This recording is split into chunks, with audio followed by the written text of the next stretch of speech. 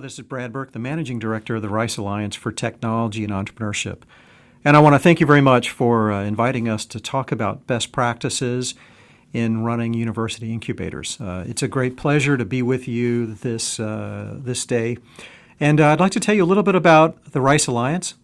And I'd also like to tell you about some of the things that we feel like are critical for success of university incubators. So let me start. Let me start by talking a little bit about the Rice Alliance for Technology and Entrepreneurship, and to give you a flavor for the kind of university incubator that we run. And so here's the background on the Rice Alliance.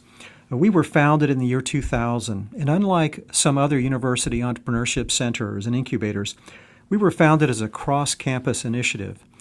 We were chartered by the School of Engineering, the School of Science, and the School of Business at Rice University. So that original founding principle and founding governance makes the Rice Alliance different than some other incubators and has been critical to the success of what we've done. But the other critical factor for us in the very beginning was the fact that we had a focus on outreach and engaging the community with a mission of providing entrepreneurship education and mentoring, but most importantly, supporting the launch of startups in the region in which we operate. Our region is Houston, Texas, and we are in the state of Texas. And our mission has been to support startup companies in our region. And during that time, from 2000 until today, we have seen more than 1,400 companies, more than 1,400 startups go through the Rice Alliance. And at the same time, we've created a major ecosystem in the area. That ecosystem includes more than 27,000 people who are in our database and subscribers to our weekly newsletter that we issue. During that time, we've hosted over 150 events that have been attended by more than 37,000 people. And we also host, in hosting events, we host several types of programs. We host a series of venture capital forums where we invite companies from not just our region, but from anywhere to come and apply and present. And as a result of that, we have been able to attract the best companies who want an opportunity to present in front of an investor network, to have a chance to raise funding, to have a chance to attract mentors, and to have a chance to engage and get visibility for their company. And we have done, over the last 14 years, probably 50 of these venture capital forums. And today, those venture capital forums are focused in three primary areas. One is energy and clean technology. Second is information technology, web, and digital media. And third is in life science and biotech. So those venture capital conferences have been a key way that have enabled us to create an ecosystem. The second major way or program that we host is the Rice Business Plan Competition. The Rice Business Plan Competition, unlike many business plan competitions that exist, is an intercollegiate competition where we select the top 42 universities from around the world to compete at Rice for over $1.5 million in funding. And what's probably more helpful than just simply competing for the $1.5 million in funding is the fact that the teams that compete, and these are all graduate university teams that compete for more than $1.5 million, compete for $1.5 million in front of over 275 judges. So these teams get a chance to get exposure, to get mentoring, to get advice from more than 275 individuals that help evaluate the teams that present at the business plan competition. And as a side note, there is today a lot of talk or questioning about whether business plans themselves are really necessary, or business plan competitions are, or whether they are passé or not. But although the name is a business plan competition, from the very beginning, this has been more than a business plan competition. This has really been a startup competition and an investment competition. In fact, we tell our judges that you should evaluate the teams that compete based on where you would invest your money as an early stage investor. And in fact, we have lots of companies that have gotten early stage investment after competing at Rice. So the Rice Business Plan competition has been a second major way that we have helped to build an ecosystem in our region. The third major focus of ours is on, like many universities, on creating Rice spin-out companies. We have worked to take technologies that have been invented by faculty members at Rice, and we've worked to mentor those founding entrepreneurs or founding students, to provide them advice, to provide them assistance, to provide them contacts who can help them launch their companies based on Rice University technology. In fact, when we looked back at the number of Rice University startups over a 10-year period of time, from 2001 to 2010, we found that Rice had actually launched more startups per dollar of research funding than a number of major universities that most people are much more familiar with, such as MIT, Stanford, and Carnegie Mellon. So when you normalize that data, normalize it looking at the size of the research budget and the size of the research funding within that university, Rice has actually launched more startups than some of the major universities that people are more familiar with.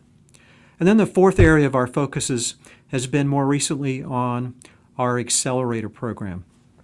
In 2013, we launched a new student-based and Rice University-affiliated accelerator, which we call the OwlSpark Accelerator, after our mascot, the Rice Owls. So we began last year created last year a 12-week program for Rice-affiliated startups where they get an intense amount of both education and mentorship over a 12-week period of time, which leads into a demo day at the end of the 12-week summer program. And as of last year, which was the first year of this accelerator program, we had about 10 companies participate last summer. And by the end of the summer, they had raised about $1.2 million in funding alone.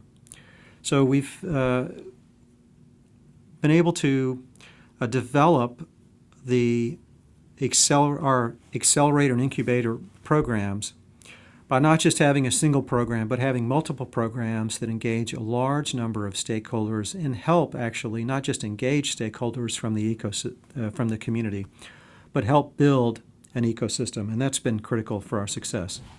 You know, and one of the questions that's often raised about incubators, especially university incubators, is how do you create a sustainable business model? And for us, you know, we decided that it was better not to take equity in these companies and not to charge these startups fees for the services that we provide, because most startups simply are cash poor and don't have the money available to be able to pay for their incubator services. And then at the same time, we decided that we didn't want to take equity in these companies either, but rather we wanted to make sure that we were aligned in the best interest of the startups. So our business model is different than many. We do not take equity. We do not charge fees. But our business model has been successful based on the support community and the sponsor community that exists around our incubator. So today we have over 150 sponsors and supporters who help make this possible. And it's a win-win for those sponsors and supporters because they have access to and get a first look at new technologies coming out. Many of them are investors and they have a first look at potential strong investment opportunities. And they find that they do get value out of this. And we find that then creates one, it creates a sustainable business model for us, but second, it engages another group of individuals who are very supportive of our ongoing continued success. A third aspect of our program that from the very beginning that I think has benefited us is the fact that we have always paid a great deal of attention to the outcomes of our program and to the key performance indicators. And I know that there are a lot of incubators that debate what are the right metrics, what are the right outcomes that they should look at. And I would say that for us, you know, our advice is, and what we've done, is we've been very clear that our key outcome measure is the number of startups that come through our program, the number of startups that we help, the success of those startups, and the amount of funding that those startups raise. And then that, if you go further, that then translates into the number of jobs that are created and wealth created for the region. If you look at what the Rice Alliance programs have done over the last 14 years, as I said from the outset, we've seen over 1,400 startups come through our program. We know that those startups have raised more than $2.7 billion in funding. And we know that those startups have created over 15,000 new jobs.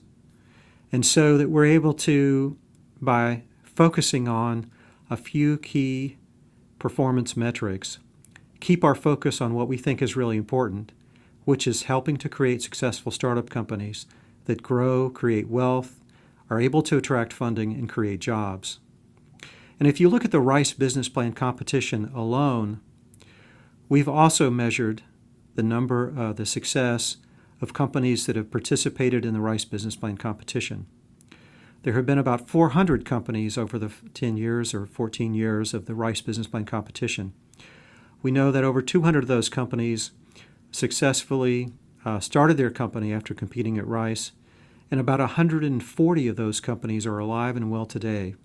And those companies have raised over $755 million in funding. So $755 million in funding has been raised by these companies. And these obviously are very early stage companies because of the Rice Business Plan competition.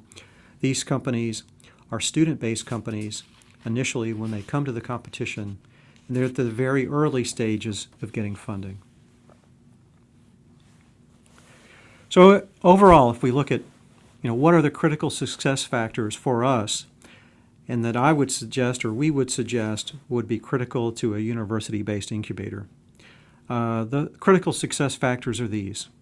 First, I think it's very important to have a strong outreach program to the community to both support the local ecosystem, but to also help build the local ecosystem. Second, and I think it's been extremely important for us, in particular, to engage as many investors and venture capitalists as possible in getting involved in our programs, judging our programs, and evaluating our startups, which has led to much greater levels of investment and much greater levels of participation, and therefore much greater interest in the startup community and being involved in what we do. Third, I think, was what a success factor. A third success factor is an idea of being an open platform for open innovation.